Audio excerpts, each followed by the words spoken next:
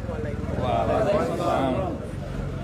আল্লাহ যদি আপনাদের ভোটে আমাকে নির্বাচিত করে, আপনাদের যেই দাবিগুলো আছে ইনশাআল্লাহ এই দাবিগুলো আমি পূরণ করব। আপনাদের রাস্তাঘাট থেকে শুরু করে খেলার মাঠ, যাতায়াত ব্যবস্থা আমি নিজের চোখে এসেছি, বারবার দেখেছি, দেখি নাই?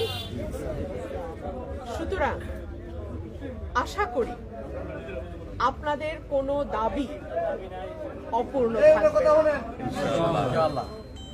আর আপনাদেরকে আমি একটা প্রশ্ন করি, আল্লাহ যদি আমাকে আপনাদের এমপি নির্বাচিত করে, বাঞ্ছারামপুরের এমপির সাহায্য কি নিয়ে আমার চলতে হবে?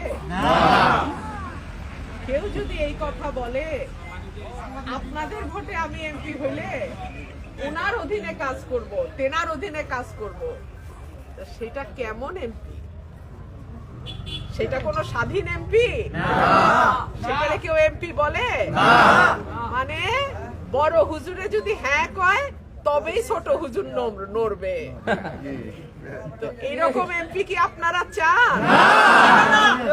ভোট দিবেন আপনারা, এমপি বানাইবেন আপনারা, আর ছোট হুজুর চায় থাকবে বড় হুজুরের দিকে। কেমন হবে? এটা চান?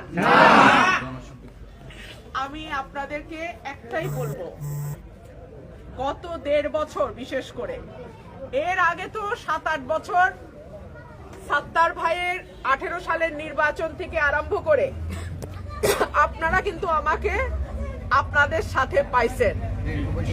আমার সংরক্ষিত মহিলা আসনের যেই সামান্য বরাদ্দ, তার পুরোটা আমি আমার এলাকার উন্নয়নের পিছনে খরচ করছি।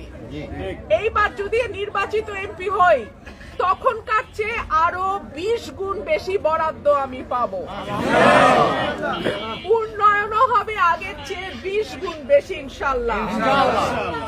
সুতরাং আপনাদের কাছে আমার একটাই আবেদন, আপনাদের পরিবারের, আপনাদের মহল্লার এবং সর্বোপরি আপনাদের এলাকার সকলের দোয়া আমি চাই। আমি যেহেতু কোনো বিশেষ দলের প্রার্থী না, আমি আপনাদের সবার প্রার্থী।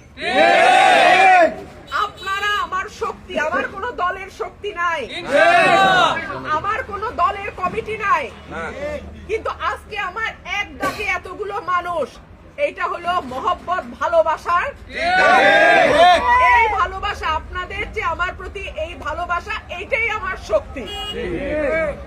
এই ভালোবাসা যদি আপনারা আমার পাশে, আমার সাথে থাকেন, আমার জন্য দোয়া করেন, ইনশাআল্লাহ আমি ব্যর্থ হব না। প্রিয় ভাইরা আমার, 5 তারিখের পরে আপনারা দেখেছেন কিভাবে বাংলাদেশের সব জায়গায় চাঁদাবাজি, মামলা বাণিজ্য, দল করে নাই, পদ নাই, কিছু না, টাকা দেয় নাই, মামলায় নাম ঢুকাই দিছে। সত্য কি সত্য না? এর বিরুদ্ধে আমি রুমিন ফারহানা দলে থাকা অবস্থায়ও কথা বলছি।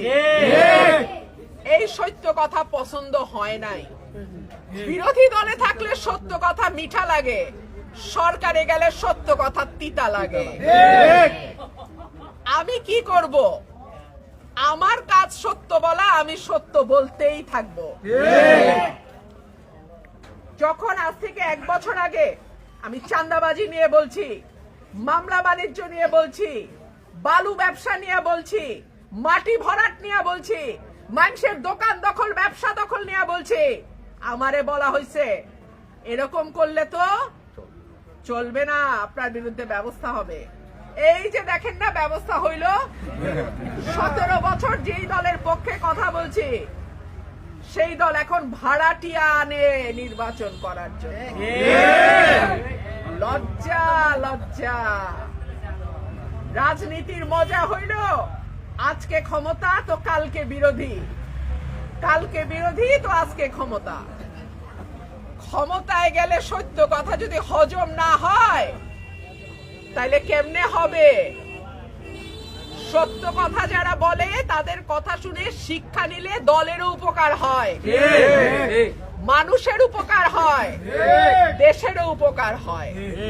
আপনাদের কাছে অনেকেই বলবে যে উনি তো আর সরকারি দলের এমপি হবে না, উনি হবে স্বতন্ত্র, তাহলে উন্নয়ন হবে কেমনে? হাসিনার মতন এত শক্তিশালী শাসকের বিরুদ্ধে যদি একা আওয়াজ তুলতে পারে, তো আর কোন সরকার তো দুধ ভাত, আর কোন সরকার তো দুধ ভাত।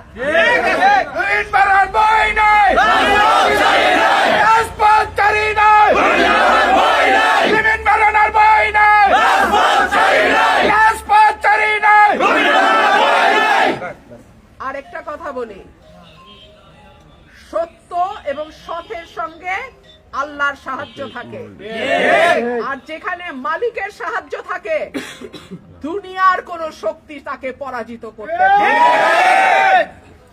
আপনাদের দোয়া ভালোবাসা আগে যেমন পাইছি আগামীতেও চাই। আশা করি আপনারা আমার সঙ্গে থাকবেন ইনশাআল্লাহ। আমি আপনাদের সঙ্গে ছিলাম, আছি, থাকবো ইনশাআল্লাহ। এবার বৈশাখ